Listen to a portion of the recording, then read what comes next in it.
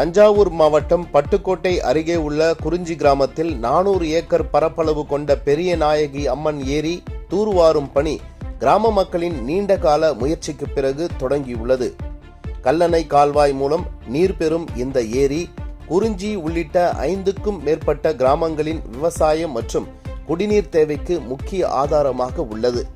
பல ஆண்டுகளாக நாணல் மற்றும் சீமை கருவேல மரங்கள் ஆக்கிரமித்ததால் ஏரியின் நீர் சேமிப்பு திறன் குறைந்திருந்தது.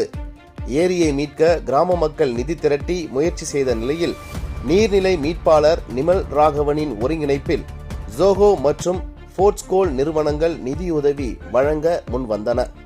இதையடுத்து 6 பொக்லைன் இயந்திரங்கள் மூலம் 2 மாதங்களில் பணிகளை நிறைவு செய்ய திட்டமிடப்பட்டுள்ளது.